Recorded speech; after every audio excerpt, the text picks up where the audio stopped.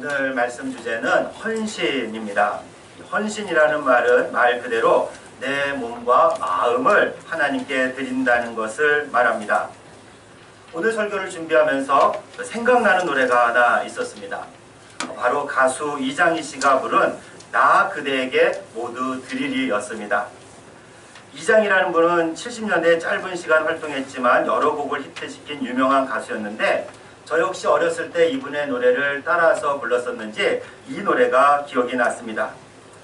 나 그대에게 모두 드리리라는 노래 가사가 오늘 여러분들에게 말씀드리고자 하는 헌신의 의미를 잘 표현하고 있습니다.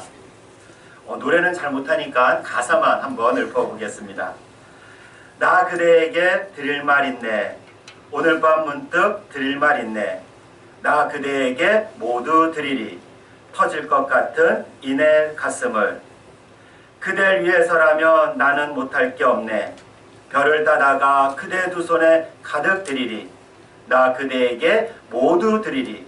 터질 것 같은 이내 사랑을. 이렇게 헌신은 사랑하는 사람에게 내 모든 것을 드리는 것입니다. 사실 별을 딸 수 있겠습니까? 그 마음이 그렇다는 얘기죠. 우리가 교회에서 또는 신앙적으로 가정과 마을과 또 직장에서 헌신한다는 것은 바로 이런 의미입니다. 하나님께 나를 드립니다. 내 마음을 드립니다. 라고 했을 때 그것은 행동으로 나타나기 마련입니다. 그리고 그런 마음에서 나오는 행동은 아무리 작은 것일지라도 모든 것을 드린다는 고백이기도 합니다. 오늘 말씀에서 한 병의 기름을 예수님께 붓는 행동이 바로 그런 의미입니다. 사랑하는 이를 위해서라면 모든 것을 다 드릴 수 있다는 표현이죠. 예수님을 사랑하는 사람이라면 누구나 하나님께 헌신해야 됩니다. 자기를 구별하여, 즉 하나님이 쓰시도록 자기를 따로 떼어 놓아 하나님께 드리는 것이 헌신입니다. 단지 선교사가 되거나 또는 목회자가 되라는 말은 아닙니다. 또 교회에서 24시간 일주일 내내 지내면서 섬기라는 말도 아닙니다. 오늘은 이 헌신에 대해서 하나님의 말씀을 듣고자 합니다. 오늘 하나님이 주시는 말씀은 마태복음 26장 6절부터 13절까지입니다.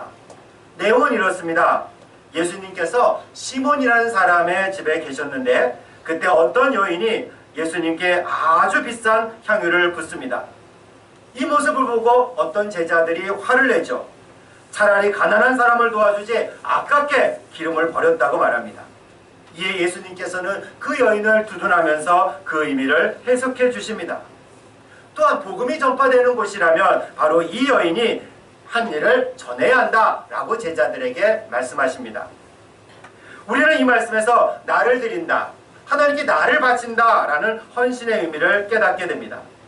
첫째로 헌신은 감사입니다. 26장 6절 말씀만 함께 봉독하겠습니다. 6절 말씀입니다. 예수께서 베다니 나병 환자 시몬의 집에 계실 때에. 아멘. 6절 말씀을 보면은 예수님은 베단이라는 마을에 머물고 계셨습니다. 이 예루살렘 도성의 바로 옆에 약 3km 떨어진 마을입니다. 그리고 시간상으로 볼 때 내일이면 이제 예루살렘으로 들어가게 되시고 곧 이어서 십자가에서 죽음을 맞이하게 되십니다. 그때 예수님은 베다니에 계셨습니다. 이 베다니에 계셨던 이유는 거기에 시몬이라는 사람, 특히 나병 환자였던 시몬이라는 사람이 살고 있었습니다. 아마 자유롭게 마을을 살고 있는 것으로 보아, 그리고 학자들에 따르면 시몬은 한센병이 완전히 치유된 것으로 볼 수 있습니다. 이 당시에 한센병을 앓고 있는 사람들은 마을에서 살 수도 없었고 사람들과의 접촉도 엄격히 제한되어 있었기 때문이죠. 그래서 학자들은 시몬은 예수님에 의해 나병을 치유받았던 사람이고 또 나사로와 마르다와 마리아의 아버지였다고 말합니다. 또 나사로가 누굽니까? 요한복음 11장에 보면 예수님 덕분에 죽었다가 살아난 사람 아닙니까? 7절에서 기름 부은 여인은 요한복음 12장에 따르면 나사로와 마르다의 동생 마리아임을 짐작할 수가 있습니다. 더욱이 요한복음 11장에 보면 예수님과 이 가족이 또 얼마나 친밀했는지를 또 우리가 알 수가 있죠. 한마디로 예수님께 이 가정은 정말 많은 은혜와 사랑을 받은 그런 가정이었음을 우리가 깨닫게 됩니다. 이런 상황을 염두에 둔다면 시몬은 자신을 한센병에서 치유해 주시고 아들을 살려주신 예수님께 감사의 마음이 당연히 있지 않겠습니까? 시몬뿐만 아니라 가족들 모두가 그리했을 겁니다. 그래서 이렇게 감사의 마음으로 예수님이 예루살렘으로 가시는데 예수님을 모셔 드린 것이죠. 시몬이 무엇인가를 예수님께 받고자 예수님을 모시고 또 한 여인이 무엇을 얻고자 값비싼 기름을 부은 것이 결코 아닙니다. 이들은 이미 충분히 받았기에 예수님을 모시고 오히려 예수님께 비싼 향유를 부었던 거지요. 헌신이란 것이 바로 이런 겁니다. 내가 헌신하면 하나님은 분명히 저를 사용하여 주세요. 크게 들어 쓰십니다. 그러나 내가 헌신했으니 그 답례로 그에 대한 보상으로 하나님이 나를 사용하시는 것은 결코 아닙니다. 그런 마음으로 헌신하면 하나님은 나를 쓰지 않을 수도 있어요. 오히려 그런 마음을 가지고 있다면 중심을 보시는 하나님께서 먼저 알아보십니다. 그리고 이런 마음이 있다는 것 자체가 올바른 헌신이 아닙니다. 감사하는 마음으로 그리고 사랑의 마음으로 온전히 자기를 드린 것이 아니라 자기 욕망을 위해 드렸기 때문입니다. 그러나 하나님께 받은 은혜에 감사하여 죽을 수밖에 없는 나를 구원하신 것에 감사하여 나를 온전히 하나님께 드린다고 결심하면 하나님은 바로 그런 사람을 반드시 사용하십니다. 그렇기에 우리가 헌신하려고 결단하기 전에 우리 마음을 살펴보아야 돼. 감사의 마음인지 내 욕망을 달성하고자 하는 마음인지 자기 자신을 똑바로 바라볼 수 있어야 합니다. 둘째로 헌신은 자기를 드러내지 않습니다. 우리 7절 말씀 함께 봉독합니다. 7절 말씀입니다. 한 여자가 매우 귀한 향유 한 옥합을 가지고 나와서 식사하시는 예수의 머리에 부으니. 아멘. 예수님께서 식사를 하고 계시는데 어떤 여인이 다가와서 예수님 머리에 기름을 부었습니다. 보통 이스라엘 사람들이 이렇게 머리에 기름을 부을 때 여러 가지 의미가 있어요. 우선은 이스라엘 사람들이 왕이나 제사장이나 선지자를 세울 때, 즉 임명할 때 행하는 의식입니다. 다윗이 왕으로 선택받았을 때 사무엘이 다윗의 머리에 기름을 붓습니다. 이로써 다윗이 왕으로 구별되어 세워졌다는 의미입니다. 두 번째로는 기름을 부었다는 말은 당시에 손님을 환대하는 관례예요. 그래서 아주 귀한 손님에게만 기름을 부었습니다. 그리고 세 번째로 사람이 죽으면 그 시신에 향유를 발라주었는데 그 당시 장례 절차 중 하나였습니다. 그럼 오늘 말씀에서는 그 의미가 무엇일까요? 12절에서 예수님은 그 의미를 당신의 장례를 위한 것이다 라고 말씀합니다. 예수님께서 이렇게 분명하게 해석을 하셨지만 실제 그 여인도 그 의미로 향유를 부었는지는 알 수 없습니다. 다만 그 여인은 자신에게 있는 가장 중요한 것을 예수님께 드렸을 뿐이죠. 그리고 이게 바로 핵심입니다. 이 향유는 매우 비싼 나드라는 기름으로 향기가 아주 좋았어요. 값도 아주 비쌌죠. 오늘 말 성경에는 그 값어치가 얼마인지 나오지 않습니다만 이 같은 내용이 기록되어 있는 마가복음 14장에 따르면 300데나리온어치였어요. 당시 하루 노동자 품삯이 1데나리온이었으니까 300데나리온은 1년치 연봉에 해당하는 값어치였습니다. 그래서 보통 이 정도의 양이면은 시집을 가기 위해서 모아둔 것이라 합니다. 그래서 이 여인에게는 이것이 자기의 전 재산일 수 있었습니다. 그런데 이것을 아낌없이 예수님을 위해 사용했죠. 더욱이 예수님의 칭찬도 듣습니다. 비록 제자들은 이 여인을 비난했지만 13절 말씀에서 예수님은 이 여인이 행한 이 일들을 분명히 칭찬하고 있어요. 근데 이 여인의 이름이 오늘 본문에는 등장하고 있지 않아요. 그렇게 비싼 것으로 그렇게 또 예수님께 드렸지만 그 여인의 이름은 나오지 않습니다. 물론 아까 말씀드린 대로 요한복음 12장에 따르면 이 여인이 그 이름이 마리아였을 거다라고 추측할 뿐이죠. 그러나 오늘 마태복음 26장에는 단지 한 여인이라고 기록되어 있을 뿐입니다. 이를 헌신과 연관해서 살펴본다면 그 의미가 분명하죠. 바로 헌신은 자기 자신을 드러내지 않는 겁니다. 헌신이라는 것은 자기를 구별하여 하나님께 드리는 거죠. 하나님께 드렸다면 더 이상 나의 이름은 중요하지 않습니다. 아무리 비싼 것을 내가 하나님께 드리고 아무리 큰 것을 내가 하나님께 드렸다고 해도 중요하지 않아요. 내 의지도 중요하지 않습니다. 내가 가진 것도 중요하지 않습니다. 내가 드린 것조차 중요하지 않습니다. 근데 사람이 그렇습니까? 인간은 자기 이름을 드러내고 싶어 해요. 헌신이 중요한 것이 아니라 헌신한 사람이 바로 자기야, 나야 라는 사실을 강조할 때가 있어요. 자기 이름이 중요하기 때문이죠. 그래서 그 헌신의 정도를 그래서 어떤 분들은 숫자로 매길 때도 있어요. 오늘 본문에서 향유의 값어치가 정확히 얼마인지 나오지 않습니다만 값보다는 전부가 중요하기 때문입니다. 헌신은 전부를 드리는 거예요. 나를 모두 드리는 겁니다. 근데 그것을 수치한다고 생각해 보세요. 제가 헌신하는 것을 1억이라고 친다면 여러분이 헌신하는 것은 얼마일까요? 그래요. 적어도 10억은 될 겁니다. 여러분들은 저보다 훨씬 많은 헌신을 하시니까. 그러나 여러분, 그렇다고 해서 교만하지 마십시오. 내 헌신은 10억짜리인데 김 목사는 1억짜리래 하면서 어깨에 이렇게 힘을 줄 필요가 없습니다. 그것이 전부라면 하나님은 모든 것을 똑같이 보시기 때문이죠. 그런데 여러분들이 만약 100억을 가지고 있는데 10억을만 헌신했다면, 그것을 헌신이라 한다면 하나님이 기뻐하지 않는다는 말입니다. 오해는 마십시오. 수치화하다 보니까 1억이니 10억이니 100억이니 하는 말이지 결코 헌신을 돈으로 표현할 수는 없습니다. 더군다나 이것을 여러분들에게 헌금하라는 말로 들으시면 안 됩니다. 다만 여러분의 헌신이나 그리고 저의 헌신이 하나님께 나를 온전히 드린 거라면 그것의 크기와 액수와 부피에 상관없이 하나님께서는 똑같이 받으신다는 말이에요. 그러니까 거기에 무슨 이름이 필요하겠습니까? 숫자가 필요하겠습니까? 아무것도 필요가 없습니다. 그저 하나님께 전부를 드렸다는 것, 무엇보다 나의 모든 것을 하나님께 드렸다는 것, 그것이면 충분하고 그것이 중요합니다. 그래서 진정한 헌신은 자기 이름을 드러내지 않습니다. 그리고 그래도 사람들은 또 알아요. 그리고 사람들이 몰라줘도 괜찮지요. 왜요? 하나님이 아시니까. 하나님이 인정해 주시니까. 그거면 충분하지 않겠습니까? 셋째로 헌신은 허비하는 것이 아닙니다. 8절과 9절 말씀 함께 봉독합니다. 8절과 9절 말씀입니다. 제자들이 보고 분개하여 이르되 무슨 의도로 이것을 허비하느냐? 이것을 비싼 값에 팔아 가난한 자들에게 줄 수 있었겠도다 하거늘.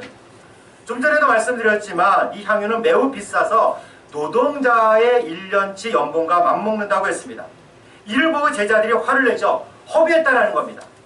허비했다라는 말은 완전히 낭비했다는 의미고 완전히 쓸모가 없어졌다는 뜻입니다. 그래서 제자들은 차라리 그것을 팔아서 가난한 자들을 도왔으면 얼마나 좋았겠느냐 라고 말을 하죠. 타당한 지적입니다. 우리가 하나님께 나를 드리면 우리는 당연히 교회에서 보내는 시간이 많을 수밖에 없어요. 예배를 드리는 일도 시간을 보내는 일 아닙니까?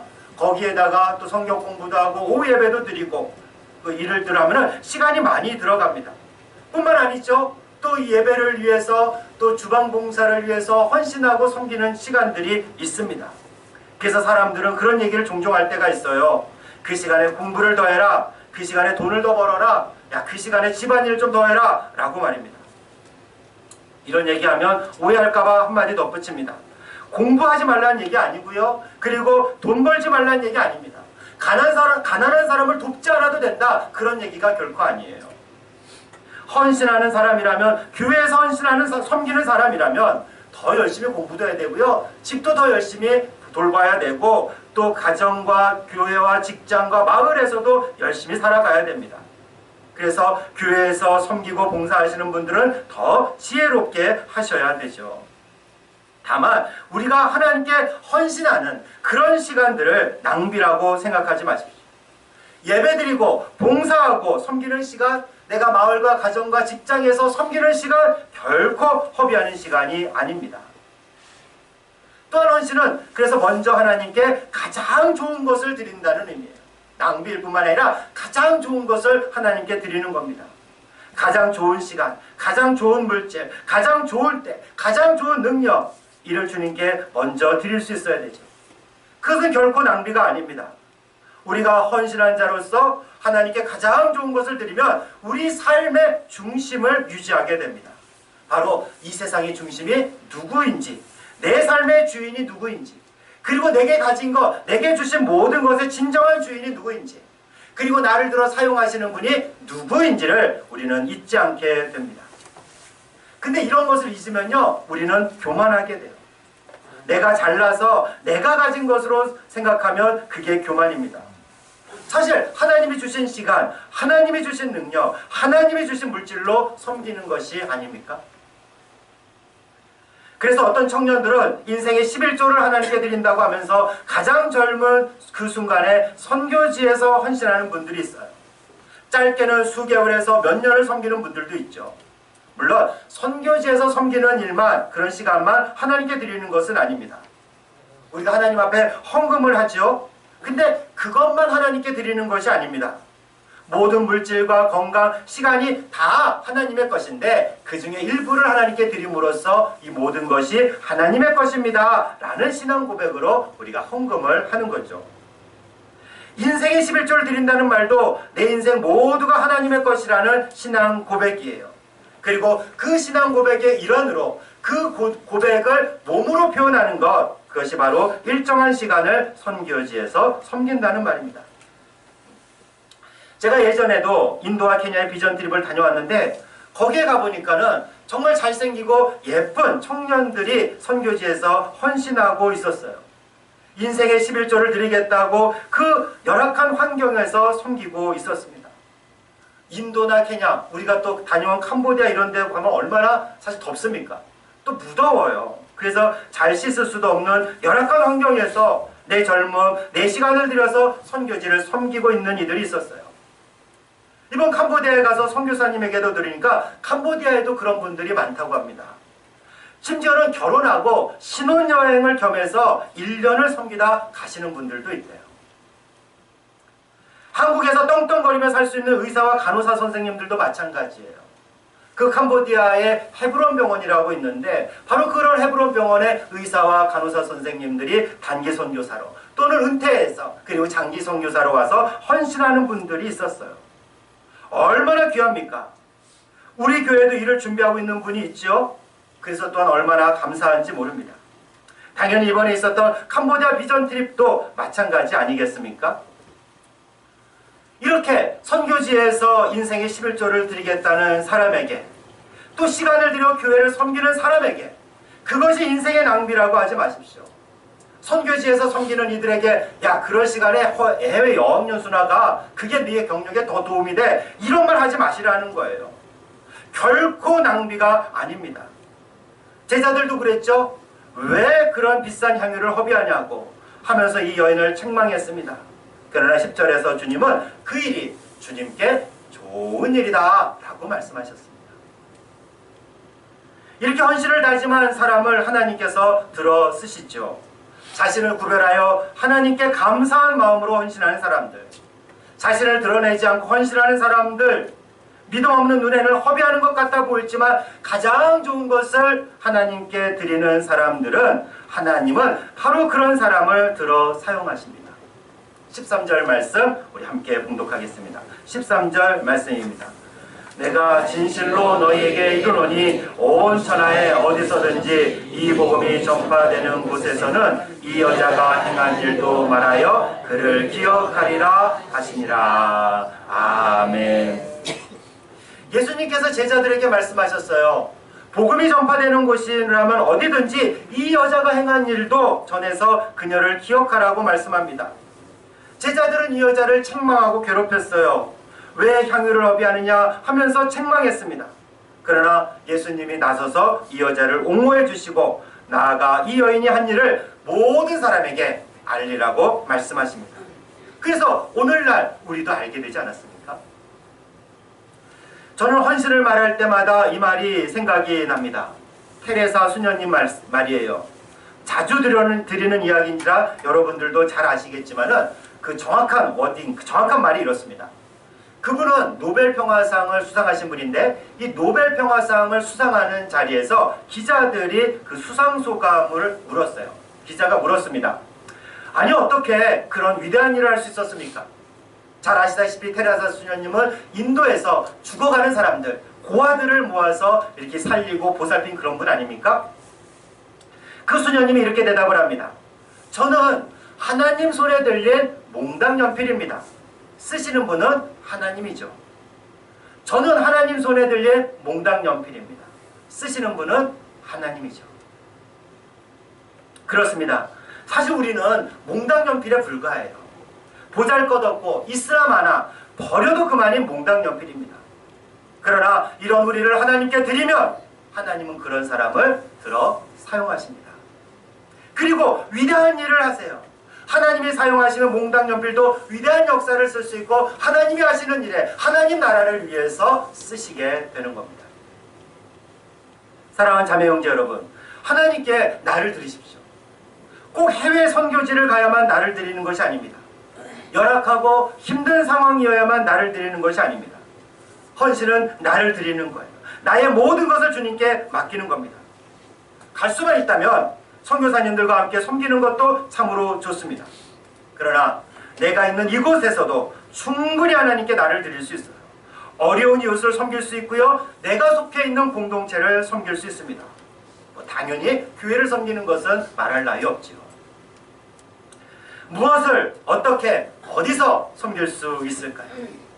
너무 어렵게 생각하지 마시고 자그마한 것에서부터 한번 생각해 보십시오. 내가 있는 그 삶의 자리에서 자그마한 것으로 한번 시작해 보십시오. 그리고 그것을 시작할 때 감사의 마음으로 나를 드러내지 않고 허비하는 것 같아 보이지만 가장 좋은 것으로 하나님께 드리십시오. 그때 하나님이 어떻게 위대한 일을 이루시는지, 그 하나님의 나라에 어떻게 참여할 수 있는지, 하나님 하시는 일에 우리가 어떻게 쓰임받을 수 있는지 경험하고 증거하는 여러분과 제가 되기를 주님의 이름으로 축원합니다.